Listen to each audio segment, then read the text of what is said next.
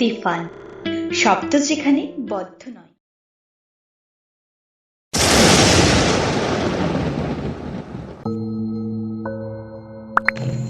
রহস্য সিরিজে আজকের গল্প লেখক অনিশ দেবের লেখা সংঘর্ষ যদি হয়। অনিশ দেব, তার জন্ম হয় 1951 সালে। তার গল্প লেখার পথ চলা শুরু 1968 সালের সেপ্টেম্বর মাসে মাসিক রহস্য পত্রিকা নামে একটি পাল্প ম্যাগাজিনের পাতায়। তার লেখা বর্তমান গল্পটি পত্রভারতী প্রকাশনীর অনিশের সেরা 101 বইটি থেকে আমরা নিয়েছি, যার প্রথম প্রকাশকাল 1 জানুয়ারি 2015 সালে। শুরু হলো আজকের গল্প।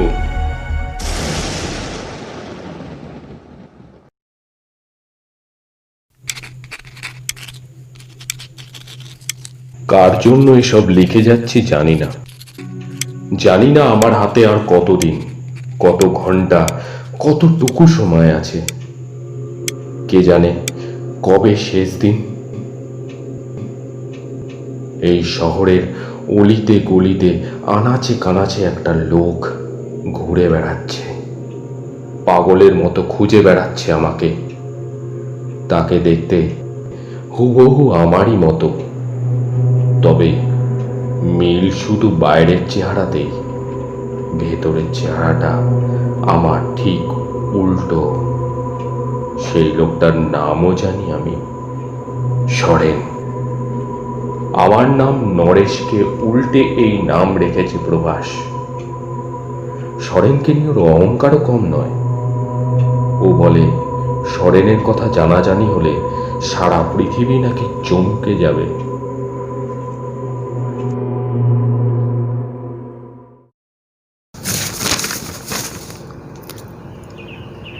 হাতের লেখাটা চিনে ফেলতে সন্তার কোনো অসুবিধে হলো না। বাবার লেখা, কিন্তু এই সব অদ্ভুত কথা বাবা লিখেছেন কেন? বইয়ের তাকে বাবার কয়েকটা দরকারি বইয়ের ফাঁকে গুজে রাখা ছিল কাগজগুলো। অবন ঠাকুরের বুড়ো আংলা বইটা খুঁজতে গিয়ে হঠাৎই কাগজগুলো বেরিয়ে পড়েছে। কাল রাতে শোয়ার সময়ে বইটা পড়ছিল সন্তা। পড়তে পড়তে কখন যে ঘুমিয়ে পড়েছে কে জানে। ব্যাস, তারপর আজ সকালে ঘুম ভাঙতেই দেখে বই উধাও। মা বইটাকে যথারীতি লুকিয়ে ফেলেছেন। মায়ের ধারণা একটু আধটু গল্পের বই পড়লে নাকি পরীক্ষার রেজাল্ট খারাপ হয়ে যাবে।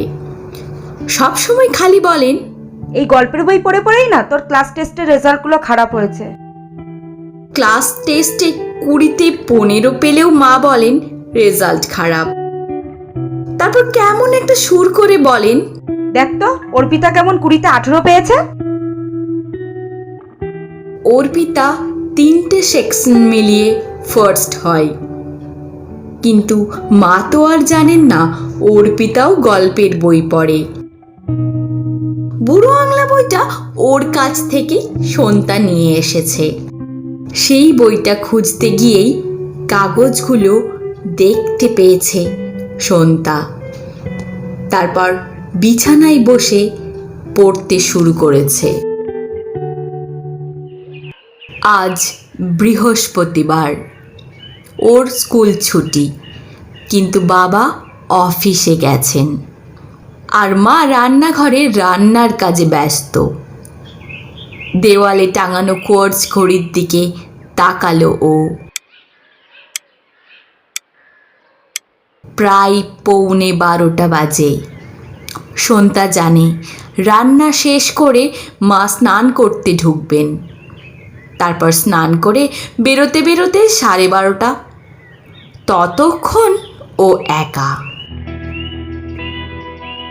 ওর সঙ্গী বলতে সামনের ঝুল বারান্দায় এক চিলতে মেঘলা রোদ, আর বারান্দার রেলিংয়ে ছড়ানো কয়েকটা জামা কাপড়।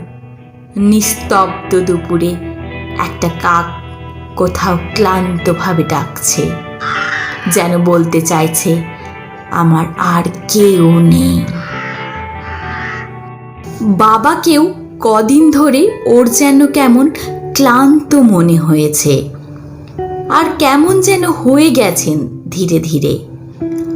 সবে ক্লাস 7-এ উঠলে কি হবে, সন্তা বুঝতে পারে অনেক কিছু। বরং ও যে বুঝতে পারে সেটা বাবা মাই বুঝতে পারেন না সব সময়ই। যেমন গত কয়েক মাসে বাবাকে বেশ পাল্টে যেতে দেখেছে সন্তা। এমনিতে বাবার মেজাজ ছিল বেশ খিটখিটে, সবসময় দুশ্চিন্তা করতেন, অফিসের কাজের চাপে কাহিল হয়ে পড়তেন, বাড়িতেও কথাবার্তা কম বলতেন, কেমন একটা রাশভারী মুখ করে বসে থাকতেন। ফলে মায়ের মনে এতটুকু শান্তি ছিল না, আর সন্তাও ভীষণ খারাপ লাগতো। মনে হতো বাড়ি ছেড়ে কোথাও চলে যায়। অর্পিতার বাবা মাকে ও স্কুলে পেরেন্টস ডেতে দেখেছে, ওরা সব সময় কেমন যেন হাসছিলেন। ওদের দেখে অর্পিতাকে হিংসে করতে ইচ্ছে হয়েছিল। অথচ বেশি নাম্বার পাওয়া নিয়ে সন্তা কখনোই অর্পিতাকে হিংসে করেনি।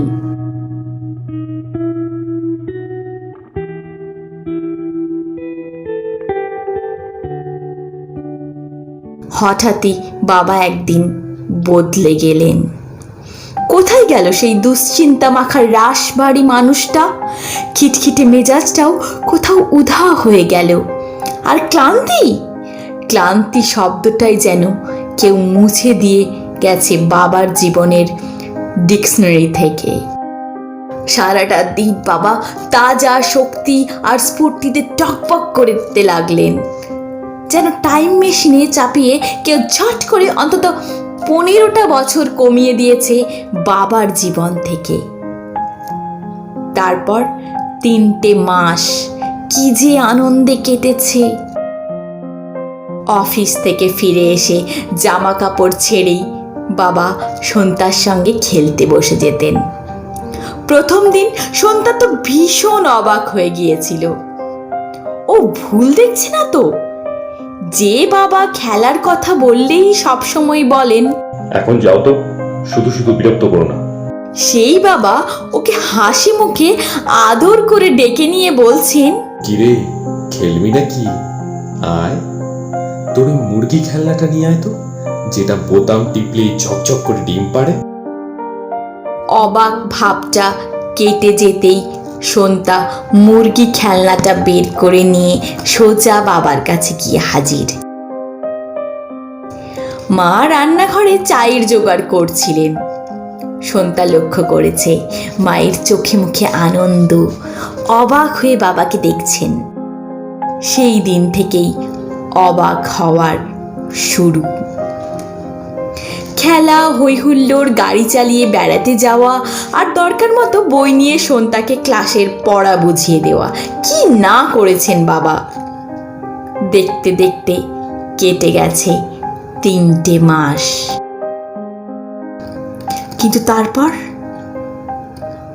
সন্তার স্পষ্ট মনে আছে, একদিন ও বারান্দায় বসানো টবের ফুল গাছগুলো নেড়ে চেড়ে দেখছিল। বাবা হঠাৎই বারান্দায় এসে দাঁড়ালেন, চোখে মুখে দুশ্চিন্তা, ভয়। আকাশের দিকে চেয়ে কি যেন ভাবছেন। সন্তা বাবা বলে ডাকতেই একটা অচেনা মানুষ ওর দিকে তাকিয়েছিল। দেখো কি সুন্দর ফুল ফুটেছে ওই গাছটায়। সন্তা বাবার মন ভালো করার চেষ্টা করছিল। ফুল। চিন্তার ঘোর কাটিয়ে অস্পষ্টভাবে কি যেন বললেন বাবা। তারপর কথার শেষটুকু আবার শোনা গেল, যদি একটা ফুল জানতো অনেকদিন সে ফুটে থাকবে, অথচ একদিন পরেই তাকে টুপ করে ঝরে পড়তে হতো, তাহলে সেই ফুলটার খুব কষ্ট হতো, তাই না রে? সন্তা কি বলবে বুঝতে পারছিল না। আর ঠিক তখনই মা চায়ের কাপ নিয়ে এসেছিলেন বারান্দায়। সেই দিন থেকে ধীরে ধীরে পাল্টাতে শুরু করেছিল বাবা। সন্তা লেখাটা আবার পড়তে শুরু করলো। ও বলে সরেনের কথা জানাজানি হলে সারা পৃথিবী নাকি চমকে যাবে। মাস চারেক আগে প্রভাসের সঙ্গে আমার হঠাৎ দেখা হয়ে গিয়েছিল অফিস পাড়ায়, পার্ক স্ট্রিটে। অফিস লাঞ্চের সময় বাইরে বেরিয়ে একটা পানের দোকানের সামনে দাঁড়িয়েছিলাম। হাতে সিগারেট ছিল, কিন্তু সিগারেটের কথাটা আমার বোধহয় খেয়াল ছিল না। কিসব উল্টো পাল্টা ভাবছিলাম, মাথার ভেতরে ভীষণ টেনশন ছিল। হঠাৎ আঙুলে ছ্যাঁকা লাগতেই চমকে গিয়ে সিগারেটটা ফেলে দিলাম। আর তখনই কে যেন আমার চেনা গলায় আমার নাম ধরে ডাকলো। তাকিয়ে দেখি প্রভাস। সেই কোন কালে আমার সঙ্গে কলেজে পড়তো, কসবায় থাকতো, বেশ ডানপিটে আর বেপরোয়া ছিল। খেলাধুলা, আড্ডা, সিনেমা কোনোটাই বাদ দিত না। কিন্তু কি করে যে ভালো রেজাল্ট করতো কে জানে। সেই প্রভাস 22 বছর পর আমার সামনে। চিনতে পারা মাত্রই ওকে বুকে জড়িয়ে ধরলাম আমি। কোথায় হারিয়ে গেল একটু আগে টেনশন আর ক্লান্তি। তারপর রাস্তার উপরে দাঁড়িয়েই শুরু হয়ে গেল আমাদের গল্প। কত পুরনো কথা, কত ভুলে যাওয়া ঘটনা, কত হারিয়ে যাওয়া সুখের স্মৃতি। কিছুক্ষণের জন্য সব কিছু ভুলে গিয়েছিলাম আমি। প্রভাস আমাকে ওর বাড়িতে নিয়ে যাওয়ার জন্য হাত ধরে রীতিমতো টানাটানি শুরু করে দিল। ও এমন যে ওকে কখনো না বলা যায় না। অগত্যা অফিস থেকে ছুটি করিয়ে বেরিয়ে পড়লাম ওর সঙ্গে। অফিসের পার্কিং প্লেসে আমার পুরনো আমলের ফিয়েট গাড়িটা দাঁড় করানো ছিল। ওটা আমি নিজেই চালাই। মাঝে মাঝে নমিতা আর সন্তাকে নিয়ে ভিক্টোরিয়ায় বা আউটরাম ঘাটে বেড়াতে যাই। সেটা প্রভাসকে বলতেই ও ড্রাইভারকে বলে দিল ওর মারুতিটা নিয়ে বাড়িতে চলে যাওয়ার জন্য। আমি একটু হেসে ওকে বললাম, আমার ছ্যাকড়া গাড়িটা চড়তে তোর কষ্ট হবে না তো?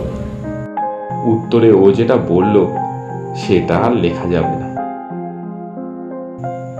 সল্টে লেকে প্রভাসের বাড়ি দেখে যেমন তাজ্জব হয়ে গেলাম, তেমনই অবাক হয়ে গেলাম ওর ল্যাবরেটরি দেখে। বড় লোক ওরা বরাবরই, তবে প্রভাস যে মাপের ল্যাবরেটরি করেছে তার জন্য লক্ষ লক্ষ টাকা দরকার। আমাকে ল্যাব দেখাতে দেখাতে নানা কথা বলছিল প্রভাস। ও 7টা কোম্পানির টেকনিক্যাল অ্যাডভাইজার, গবেষণার জন্য সরকারি টাকাও পায়, আর সংসার করেনি গবেষণা করবে বলে। কথা বলতে বলতে মাঝে মধ্যেই দরাজ গলায় হেসে উঠছিল। সুখী মানুষের প্রাণ খোলা হাসি। স্পষ্টই বোঝা যায় ওর তেমন দুশ্চিন্তাই নেই।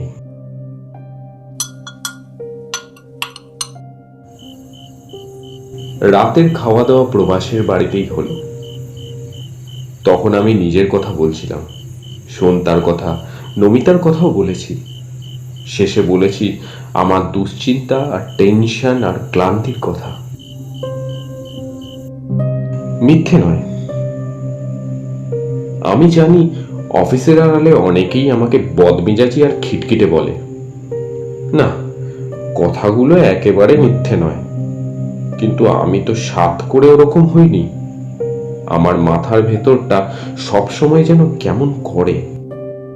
পরে বুঝেছি প্রভাসকে ওই কথাগুলো বলেই আমি নিজের বিপদ ডেকে এনেছি।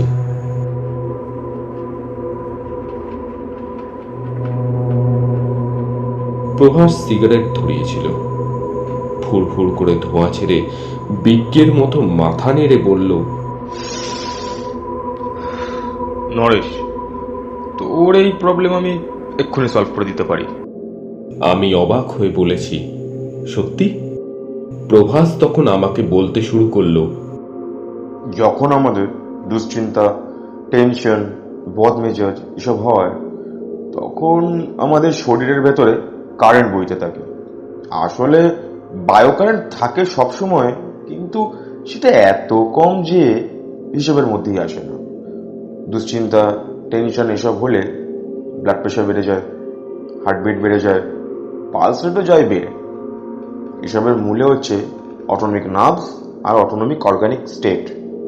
তো এই অবস্থায় এক অদ্ভুত ধরনের বায়ো রেডিয়েশন লক্ষ্য করেছি আমি। সেই রেডিয়েশন আর বায়ো কারেন্ট, এই দুটোকে ব্যবহার করে তো সব প্রবলেম সলভ করে দেওয়া যায়। প্রভাস ফিজিক্সে অনার্স নিয়ে বিএসসি পড়েছিল, পরে আরো বহু ডিগ্রি কুড়িয়ে খ্যাতি পেয়েছে। ওর কাছেই শুনেছি গত 5-7 বছর ধরে ওর গবেষণা বায়োপার্টিকেলসের স্ট্রাকচার, ফিল্ড আর রেডিয়েশন নিয়ে। ও আমাকে আরও কি সব বোঝাতে চেষ্টা করেছিল, কিন্তু আমি কিছুই বুঝিনি, বোঝার কথাও নয়। কোনো রকমে পাস কোর্সে বিএসসি পাস করার পর আমি কস্ট অ্যাকাউন্টেন্সি পড়েছি। এখন বলতে গেলে শুধু জমা খরচের হিসেব নিয়ে নাড়াচাড়া করি। সুতরাং প্রভাস খুব আগ্রহ নিয়ে আমাকে অনেক কিছু বললেও তার বেশিরভাগটাই বেনা বনে মুক্ত ছড়ানোর মতো হয়েছিল। প্রভাস তখন বলছে, শোন, তোর একটা অ্যান্টিবায়ো মডেল তৈরি করে দেবো আমি। তার মধ্যে ঠিক বিপরীত ব্যবস্থা থাকবে, অ্যান্টিবায়ো কারেন্ট, অ্যান্টিবায়ো রেডিয়েশন, এইসব। ফলে যখনই তোর কোনো টেনশন বা দুশ্চিন্তা হবে, তখন ওই অ্যান্টিবায়ো মডেল তোর সমস্ত রিয়াকশন শান্ত করে দেবে। এক মুহূর্তের জন্য তুই অশান্ত হবি না, তোর মেজাজ খারাপ হবে না কখনো, আর বালিশে মাথা ঠেকলেই গভীর ঘুম। তুই বোধহয় আর কখনো স্বপ্নও দেখবি না। প্রভাস এমনভাবে সিগারেটের ধোঁয়া ছেড়ে হাত নেড়ে সব বোঝাচ্ছিল যে ব্যাপারটা জলের মতো সহজ। আমি শুনতে শুনতে একেবারে বিভোর হয়ে গিয়েছিলাম। বুকের ভেতরটা থেকে একটা বিশাল পাথর নেমে যাচ্ছিল ক্রমশ। আর ঠিক তখনই প্রভাস বলল, নরেশ, বুঝতেই পারছিস এত সব সুবিধা তো একেবারে বিনামূল্যে পাওয়া যায় না। টাকার কথা বলতে চাইছে নাকি প্রভাস? টাকা যে আমার একেবারে নেই তা নয়, তবে যদিও খুব টাকা চেয়ে বসে। সুতরাং ওকে সরাসরি জিজ্ঞাসা করলাম, ঠিক করে বলতো কত টাকা লাগবে? প্রভাস হেসে বলল, দূর, টাকার কথা কে বলেছে? আমি বলতে চাইছি, মানে তুই এত সব সুবিধে পাবি ঠিকই, তবে তার জন্য তোকে ছোট্ট একটু ঝামেলাও ঘাড়ে নিতে হবে। আমার গলাটা হঠাৎ কেমন শুকিয়ে গেল। জিজ্ঞাসা করলাম, কি ঝামেলা? বলছি। বলে প্রভাস হাতের সিগারেটটা অ্যাশট্রেতে গুজে নতুন আরেকটা ধরালো। বলল,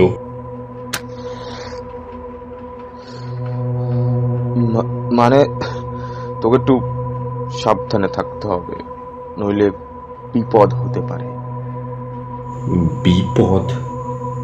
প্রভাস বলে কি? ঠিক এমন সময় মায়ের হাতের চুরির শব্দ শুনতে পেল সন্তা। মায়ের স্নান শেষ, মা গুনগুন করে গান করছেন। পায়ে পায়ে এদিকেই আসছেন বোধহয়। এক লাফে বিছানা থেকে নেমে পড়ল ও।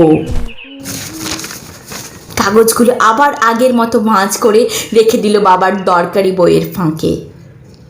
তারপর ভূগোল বইটা খুলে ধপাস করে বসে পড়ল মেঝেতে।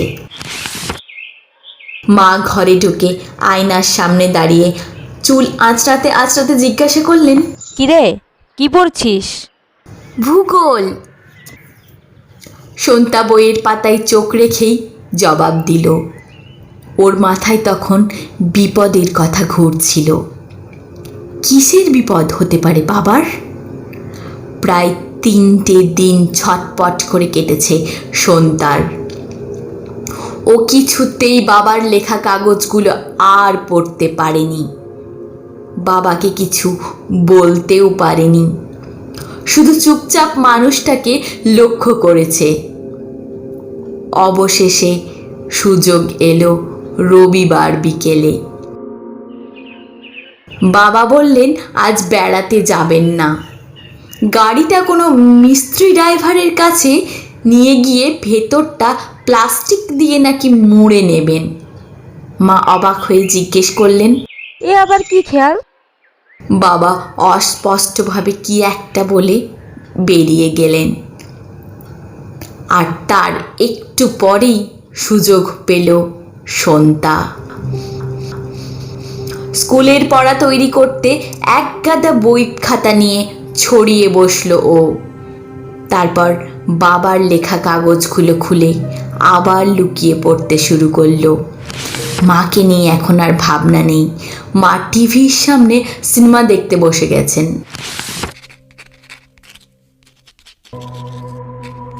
বিপদ? প্রভাস বলে কি? আমি সাহস দেখিয়ে বললাম, কিসের বিপদ? খুলে বলতো শুনি। প্রভাস আমার কথা জবাব না দিয়ে জোরে হেসে উঠল। ওর বিশাল বাড়ির দেওয়ালে দেওয়ালে সেই হাসির প্রতিধ্বনি শোনা গেল যেন। একটু পরেই হাসি থামলে প্রভাস বলল, নরেশ, আমি 1.5 বছর ধরে এই এক্সপেরিমেন্টটা করার জন্য অপেক্ষা করেছি, কিন্তু সুযোগ পাইনি। এর অঙ্ক টঙ্ক সব আমার আগেই কষা হয়ে গেছে, এখন শুধু হাতে নাতে পরখ করে দেখা বাকি। এমনই কপাল দেখ, হঠাৎই আজ তোকে পেয়ে গেলাম। চল ল্যাবে চল। প্রভাস উঠে দাঁড়ালো, আমাকে একরকম হাত ধরে টেনে নিয়ে চলল ল্যাবের দিকে। আমিও মন্ত্রমুগ্ধের মতো ওকে অনুসরণ করলাম। দুশ্চিন্তাহীন নতুন জীবনের লোভ আমাকে আচ্ছন্ন করে দিল।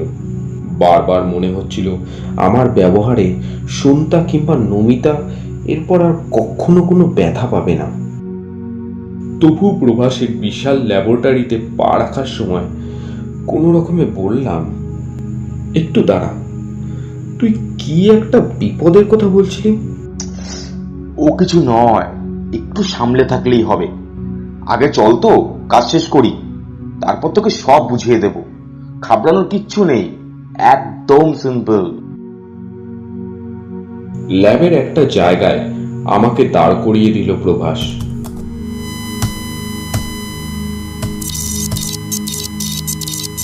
নানা রকম বোতাম টিপে বেশ চকচকে রঙিন আলো জ্বেলে দিল।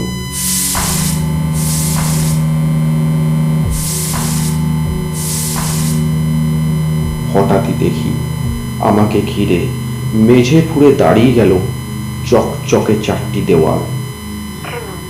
দেওয়ালের বাইরে থেকে প্রভাস চেঁচিয়ে বলল, দেওয়ালগুলো নন ম্যাগনেটিক, অ্যালুমিনিয়ামের তৈরি। তারপর কয়েকটা পাওয়ার সুইচ অন করে দিল ও। ফলে হাই পাওয়ার ম্যাগনেটিক ফিল্ড চালু হয়ে গেল।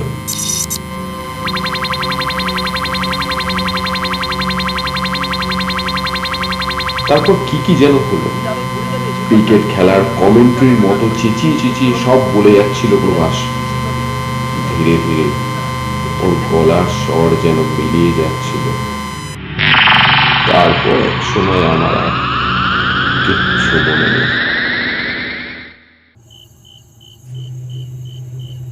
যখন আবার সব টের পেলাম, তখন প্রভাসের বসবার ঘরে সোফায় বসে আছে, আর প্রভাস আমার পিঠ চাপড়ে বলছে, সেরকম ভাবেই চলবি, তোর আর কোনো চিন্তা নেই নরেশ। এবার সত্যিই তুই নরেশ, মানে রাজা। এই দুনিয়ায় তুই সবচেয়ে সুখী। তবে ছোট্ট একটা ব্যাপারে তুই একটু খেয়াল রাখিস। প্রভাসের কপালে চিন্তার ভাঁজ পড়ল। একটু থেমে থেমে ও বলল, তুই নিশ্চয়ই এটুকু বুঝতে পারছিস যে তোর অ্যান্টিবায়ো মডেলটা অ্যান্টি ম্যাটার দিয়ে তৈরি। ম্যাটারে যেমন ইলেকট্রন কণা থাকে, অ্যান্টি ম্যাটারে তেমনই থাকে পজিট্রন। আর সাধারণ পদার্থের প্রোটনের জায়গায় অ্যান্টি ম্যাটারে থাকে অ্যান্টিপ্রোটন। সুতরাং এটা স্বাভাবিক যে ম্যাটার আর অ্যান্টি ম্যাটার পরস্পরকে স্পর্শ করলেই সর্বনাশ। সাংঘাতিক বিস্ফোরণের সঙ্গে সঙ্গে বিকিরিত হবে অ্যানিহিলেশন রেডিয়েশন, আর তৎক্ষণাৎ ম্যাটার আর অ্যান্টিম্যাটার দুটোরই অস্তিত্ব শেষ। মানে তোর আর তোর মডেলের সংঘর্ষ যদি হয় তাহলে তোরা দুজনেই শেষ, তুইও থাকবি না আর সরেনও থাকবে না। আশ্চর্য, প্রভাসের কথা শুনে আমার একটুকুও দুশ্চিন্তা হলো না, বরং ওর শেষ কথাটায় অবাক হয়ে প্রশ্ন করলাম, সরেন মানে? ও হো হো করে হাসলো, তারপর বলল, বুঝলি না, তোর অ্যান্টিবায়ো মডেলের আমি নাম রেখেছি সরেন। নরেশের ঠিক উল্টো। সরেনকে দেখতে হুবু তোর মতো, শুধু ওর দেহটা খানিকটা স্বচ্ছ, মানে ওই অনেকটা ঘষা কাছের মতো, তবে ওর ভেতরটা তোর একেবারে উল্টো, ম্যাটার অ্যান্টি ম্যাটার। আবার হেসে উঠল প্রভাস, ঘরের মধ্যে পায়চারি করতে লাগলো। ওর চোখে মুখে অহংকার টকবক করে ফুটে বেরোচ্ছে। ওর ঘরের দেওয়ালে নানা বিজ্ঞানীর ফটোগ্রাফ বাঁধানো। ব্রিটিশ বিজ্ঞানী পল ডিরাকের ফটোর কাছে গিয়ে দাঁড়ালো প্রভাস, আবেগ ভরা গলায় বলল, অ্যান্টি পার্টিকেলের ধারণা প্রথম দিয়েছিলেন পল ডিরাক 1930 সালে। তখন তার কথা কেউ বিশ্বাস করেনি, কিন্তু 2 বছর পরেই মার্কিন বিজ্ঞানী কার্ল ডেভিড অ্যান্ডারসন পজিট্রন আবিষ্কার করেন। তারপর 1933-এ ডিরাক নোবেল পুরস্কার পান। আমার দিকে ফিরে তাকালো প্রভাস। আমার পরীক্ষার প্রথম পদক্ষেপ হলো সরেন। ওর কথা সবাই যখন জানবে তখন তাজ্জব হয়ে যাবে। কি বলিস? কে বলতে পারে, হয়তো নোবেল প্রাইজে জুটে যেতে পারে আমার কপালে। হঠাৎ করে আমার মনে হলো প্রভাসের বোধহয় মাথার ঠিক নেই। ঝোঁকের মাথায় এ কোন ফাঁদে পা দিলাম আমি? এখন কি ফেরার পথ আছে? কিন্তু প্রভাসের পরীক্ষার কোনো ভুল হয়নি। ওর মুখে এরকম বিপদের কথা শুনেও কেমন শান্ত স্থির হয়ে রয়েছি আমি। সত্যি দুশ্চিন্তা আর টেনশন একেবারেই নেই, ভীষণ হালকা লাগছে, শুধু মাথাটা ঝিমঝিম করছে। প্রভাসকে সেটা বলতেই ও বলেছে ওটা হাই ইন্টেন্সিটি ফিল্ডের জন্য, একটু পরেই সব ঠিক হয়ে যাবে। কিছুক্ষণ চুপ করে থেকে তারপর ওকে জিজ্ঞাসা করলাম, সরেন মানে? ওই মডেলটা এখন কোথায়? সেই বুঝেই তো আমাকে চলাফেরা করতে হবে। প্রভাস বলল, নরেশ, সত্যি বলছি, সরেন কোথায় আছে আমি জানি না। শুধু এটুকু জানি, যে মুহূর্তে আমার এক্সপেরিমেন্ট সাকসেসফুল হয়েছে ঠিক সেই মুহূর্ত থেকে সরেনের জন্ম হয়েছে।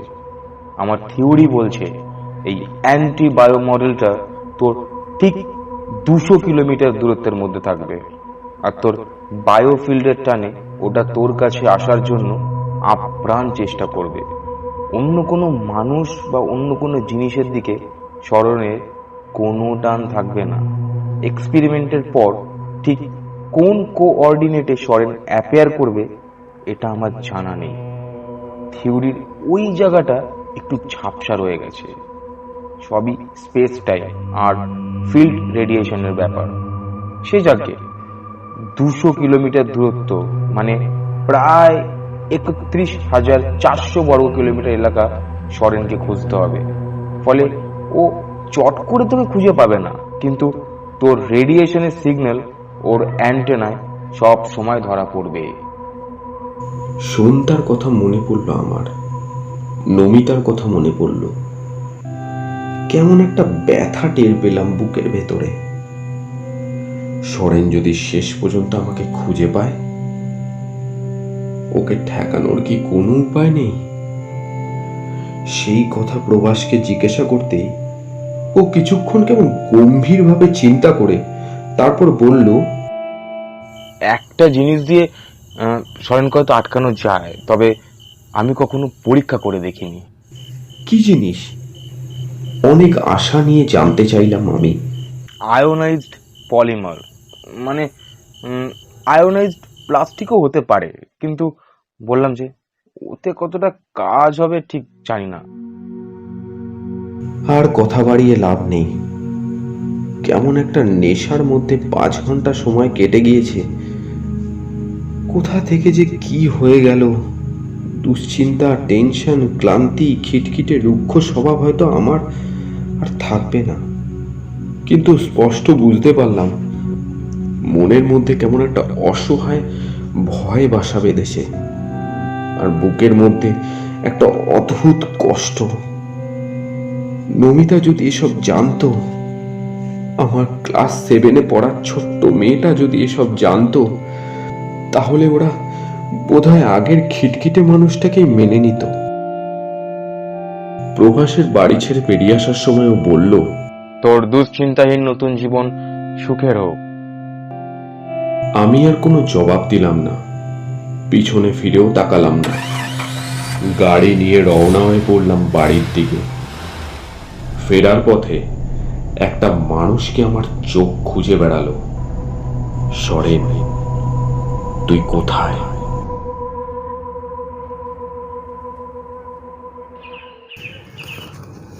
পড়তে পড়তে সন্ধ্যা থামল।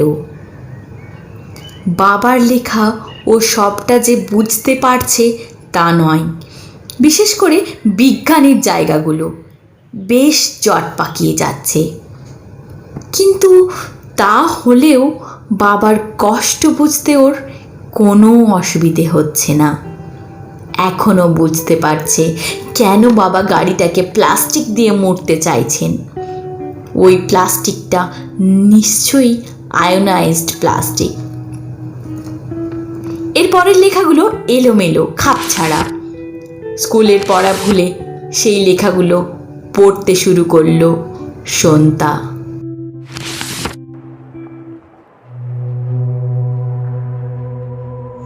সরেনকে আমি দেখতে পেয়েছি। গত পরশু সন্ধেবেলা রাজার দীনেন্দ্র স্ট্রিটে একটা বস্তিতে ঢোকার মুখে হঠাৎই সরেনকে দেখতে পেলাম। একটা অশ্বত্থ গাছের গায়ে হেলান দিয়ে নির্বিকার ভঙ্গিতে দাঁড়িয়ে রয়েছে সে। নির্বিকার হবেই না কেন, ওর যে শুধু একটাই কাজ, আমাকে খুঁজে বার করা। বাথরুমের কলটা সারানোর জন্য কলের মিস্ত্রিকে খবর দিতেই ওই বস্তিটায় ঢুকেছিলাম আমি। আর প্রভাসের এক্সপেরিমেন্ট, সরেন, অ্যান্টিবায়ো মডেল এইসবের কথাই ভাবছিলাম। এমন সময় ওকে দেখতে পেলাম।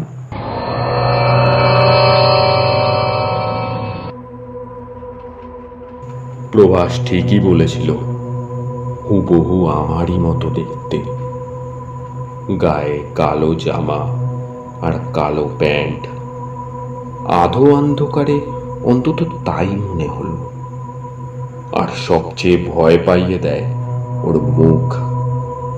সেই মুখে কোনো অভিব্যক্তি নেই, যেন পাথর কেটে তৈরি করা মানুষের মুখ, বরফের মতো ঠান্ডা। আমাকে দেখতে পেয়ে সরেনের ঠোঁটে এক চিলতে হাসি ফুটে উঠল মনে হয়। ও পা বাড়িয়ে এগিয়ে আসতে শুরু করলো আমারই দিকে। লাইট পোস্টের আলোয় ওর হাসিটা ব্যঙ্গের অথবা তাচ্ছিল্যের হাসি বলে চিনতে পারলাম। আর তারপরেই আমি প্রাণপণ ছুটতে শুরু করলাম।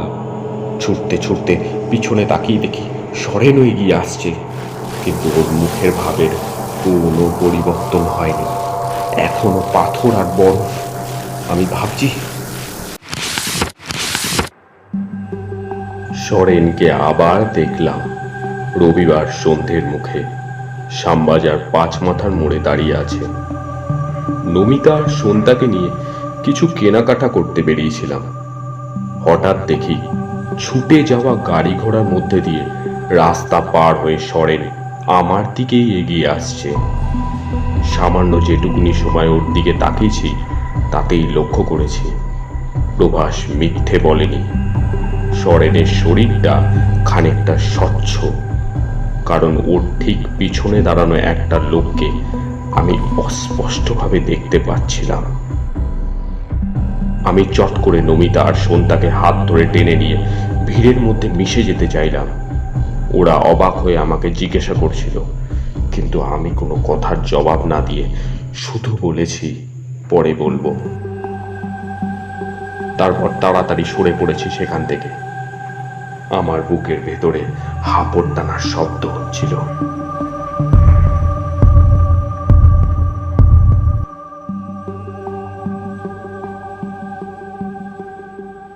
সন্তার স্পষ্ট মনে পড়ল ঘটনাটা। মাত্র 2 সপ্তাহ আগে রবিবারেই হয়েছিল এই ব্যাপারটা। কেনাকাটা শেষ না করে আচমকা চলে আসার জন্য মা কম ঝগড়া করেননি বাবার সঙ্গে। আর সন্তাও রাগ করে পুরো একটা দিন বাবার সঙ্গে কথা বলেনি। সোমবার রাতে বিছানায় শুয়ে বাবা বড় একটা শ্বাস ফেলে বলেছিলেন, একদিন তোরা সব বুঝতে পারবি। আজ সেই কারণটা জানতে পেরে সন্তার কষ্ট হলো, আর রাগ হলো বাবার বন্ধুর ওপর। ও খাপছাড়া লেখাগুলো আবার পড়তে শুরু করলো। প্রভাসের কাছে আমি অনেকবার ছুটে গেছি মুক্তির আশায়, কিন্তু কোনো লাভ হয়নি। ও শুধু বলেছে, একবার যদি তুই স্মরণের চোখে ধুলো দিতে পারিস, তাহলে ওর পুরনো স্মৃতি সব মুছে যাবে। ও আবার নতুন করে 31,400 বর্গ কিলোমিটার এলাকায় তোকে খুঁজতে শুরু করবে। তবে চিন্তা করিস না, আমি অ্যান্টি ম্যাটার দিয়ে নতুন একটা এক্সপেরিমেন্ট শুরু করেছি। ওটা সাকসেসফুল হলে বোধহয় তোর একটা ব্যবস্থা করতে পারবো। আমার কেমন জানি মনে হচ্ছিল প্রভাস আমার কাছে সব সত্যি কথা খুলে বলছে না। তারপর থেকে আর মিথ্যে আশা নিয়ে প্রভাসের কাছে ছুটে যায়নি।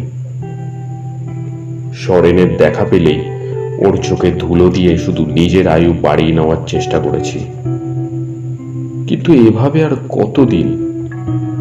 প্রভাস বলেছিল আয়োনাইজড প্লাস্টিকের কথা, সেটা জোগাড় করার জন্য কম চেষ্টা করিনি, কিন্তু কোনো খোঁজ পাইনি। সন্তাকে আর সন্তার মাকে আমি যে এত ভালোবাসি, ওদের ছেড়ে যেতে আমার যে খুব কষ্ট হবে। সন্তাকে ছোটবেলায় বাবা প্রায় জিজ্ঞেস করতেন, তুই আমাকে কতটা ভালোবাসিস রে? উত্তরে সন্তা ওর ছোট ছোট দুটো হাত দুপাশে টান টান করে বলতো,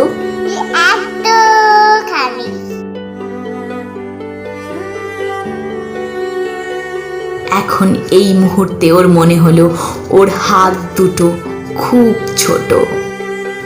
বাবাকে ও এত ভালোবাসে যে ওই দুটো হাত টান টান লম্বা করেও সেই ভালোবাসার এতটুকুও বোঝানো সম্ভব নয়। ওর হাত দুটো যদি ভগবানের হাতের মতো লম্বা হতো।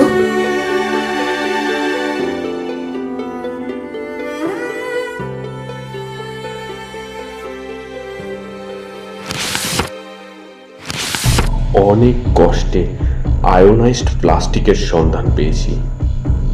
একজন মেকানিককে ধরেছি, সে প্লাস্টিক দিয়ে গাড়ির ভেতরটা মুড়ে দেবে। তারপর কোনো টেলারিং এর দোকান থেকেই ওই প্লাস্টিকের জামা প্যান্ট তৈরি করে নেব।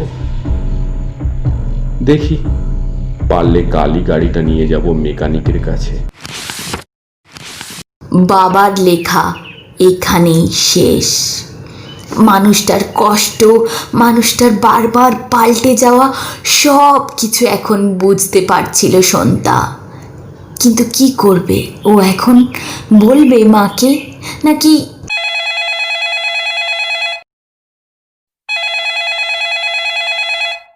টেলিফোন বেজে উঠল ঘরের ভেতরে।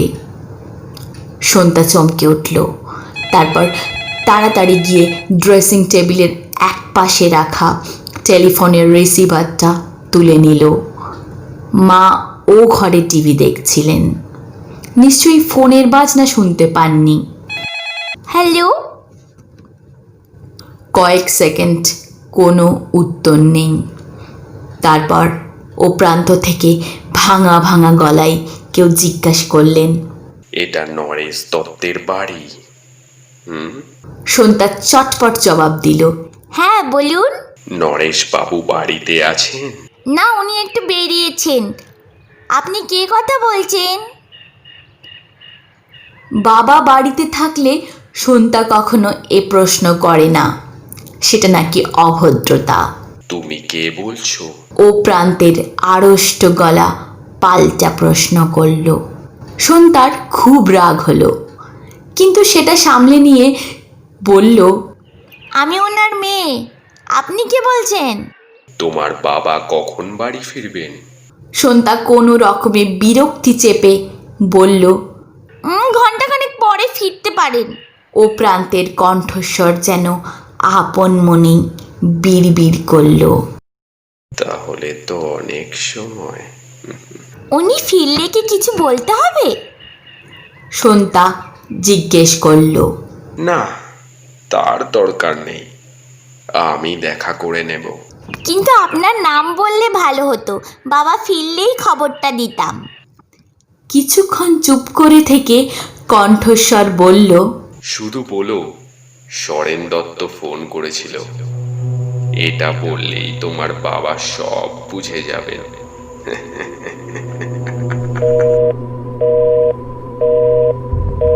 ফোনের লাইন কেটে গেল। সন্তার হাত কাঁপতে লাগলো, পা কাঁপতে লাগলো। লোকটা বলেছে আমি দেখা করে নেব। রিসিভার রেখে ও ডুকরে কেঁদে উঠল, তারপর চিৎকার করে মাকে ডাকতে লাগলো। মা ছুটে এলেন টিভি ছেড়ে। সন্তা মাকে নিয়ে দৌড়ে গেল বারান্দায়, তাকালো রাস্তার মোড়ের দিকে। ওই পথ ধরে গাড়ি নিয়ে ফিরবেন বাবা। ফিরবেন তো? কয়েক মিনিট পরে বিস্ফোরণের ভয়ঙ্কর শব্দটা ওরা বারান্দা থেকেই শুনতে পেল। আগুন আর কালো ধোঁয়ার মেঘও দেখা গেল। ঝুল বারান্দা কেঁপে উঠল থর থর করে। না, আয়োনাইজড প্লাস্টিক সরেনকে আটকাতে পারেনি।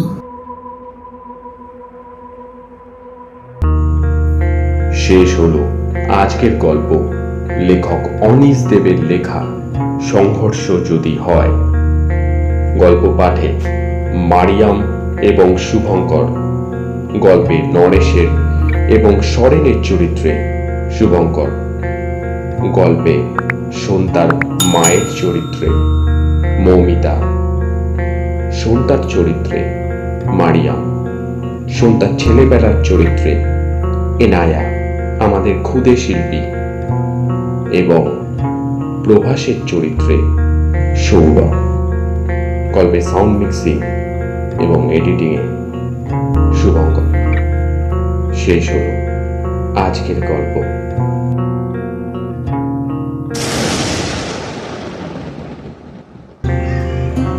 এরকম আরও সুন্দর ও ভালো ভালো গল্প শুনতে সাবস্ক্রাইব করুন আমাদের YouTube channel art day fun, এবং বেল আইকনটি প্রেস করতে কিন্তু ভুলবেন না।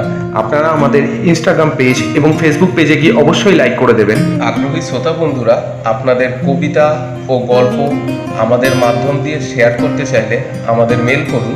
আমাদের মেল আইডিটি হলো artdayfun@gmail.com। ভালো থাকবেন, সুস্থ থাকবেন। Thank you.